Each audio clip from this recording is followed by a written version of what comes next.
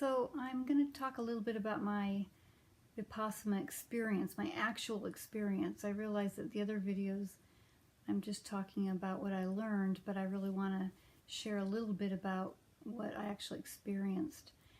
Overall, I would say it was a life-changing experience for me. Like I had said before, I came into it understanding more that I am a creator God, that I know who I am, but I was still claiming everything that I wasn't. I was still acting like all my emotions and all my thoughts and all my bodily aches and pains were all me. And Vipassana teaches you that it's just impartial energy changing every moment. So it was life-changing. Now for the actual experience, it was very interesting. I had no idea what it was going to be about. I thought it was going to be more like learning to go out of your body, like learning to meditate, like you hear about people having experiences. Well, it's not that at all. It's learning about how to stay in your body and learn to become sensitive to all the sensations, and at the same time not to identify with any of them. So it's very much the opposite of what I was expecting. But anyway, I got there, and the first night they let you talk to people. They let you just ask as many questions as you can of people who might have been there before, so you can kind of get an idea of what's about. But after dinner, they have a meeting, and it's kind of like, now's the time to talk. Forever hold your peace. If this is it. After this first session, you will not be talking. It'll be noble silence. So we had already turned in our cell phones or any distracting device. You weren't supposed to bring anything like books or musical instruments or anything like that. So it was pretty much no distractions, no talking. You weren't even supposed to have eye contact or smile at other people. And that was a little bit rough for me, not having eye contact or smiling. It's just a habit. But I got the idea. They were trying to make you feel like you were alone with yourself. So the schedule I thought was going to be pretty rigorous, but it wasn't as bad as I thought. But you do wake up at 4 a.m. and you can't sleep in. I mean, there's this gong. They come around with this gong, and it's like right outside your door. Bong, you wake up. And they really encourage you to go to the meditation hall to meditate, but you can do it in your room those first 2 hours. And I did that most mornings.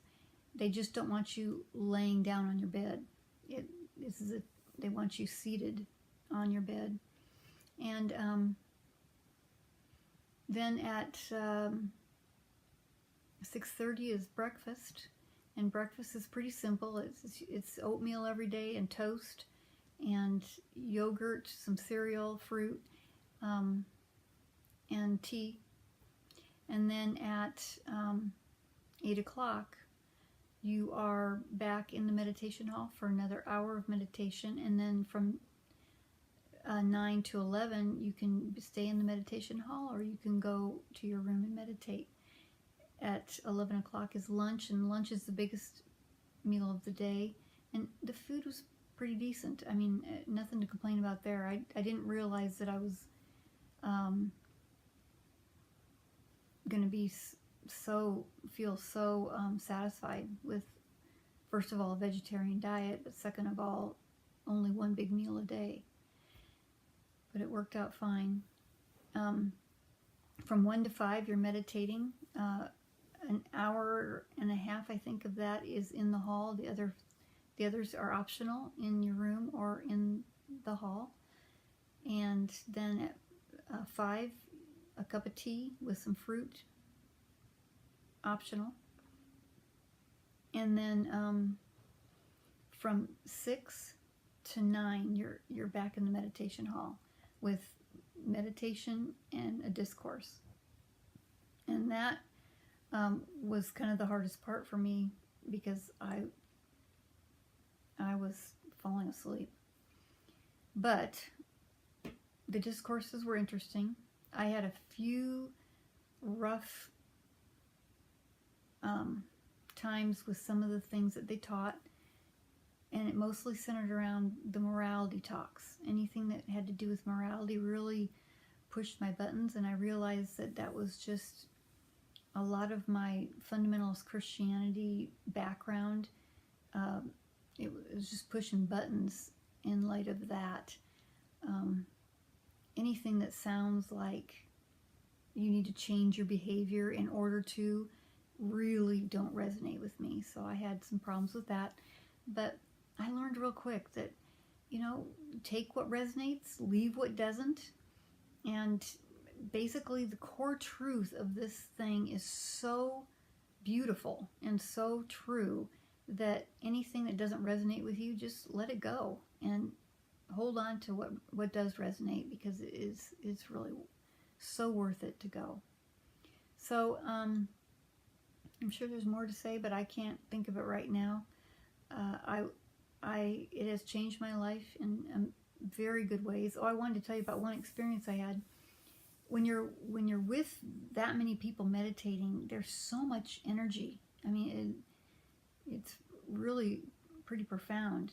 And I have been experiencing for about 4 months after my nervous breakdown, as I was coming out of my nervous breakdown, and as I was beginning my awakening journey, I began to feel this vortex of energy that would originate in my solar plexus area and just mushroom out like that.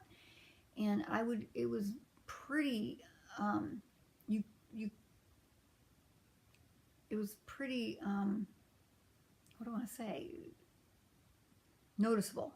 I mean, you couldn't ignore it.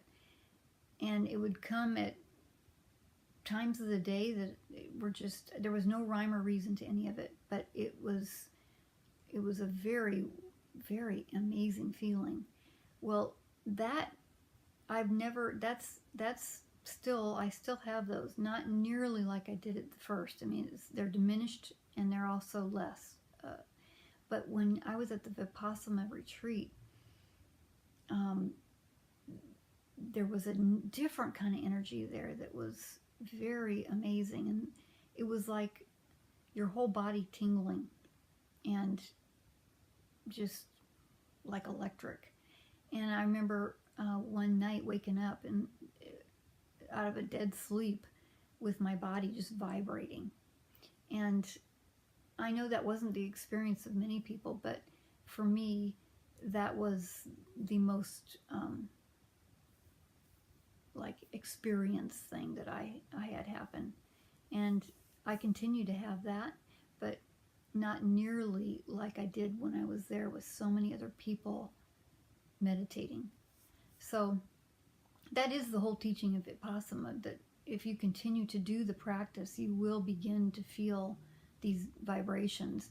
So there's a lot of parts of me that don't feel any vibration. So I am continuing the practice and really encouraged that it is going to lead to a release of some of the blockages and some of the energies that really aren't there. I guess I didn't tell you too about the pain that I experienced.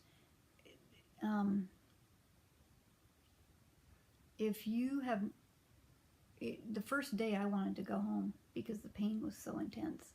So if you're thinking about doing Vipassana, be sure that you find a position that you can sit in and not feel like you are going to explode, because I was in excruciating pain and didn't think I was going to be able to make it one day, let alone 10, until I found a position that I could kind of kneel and be on some cushions. I just couldn't do it. And so do yourself a favor and figure out a position that you can find that's really comfortable, because you're going to be spending 10 hours in that position.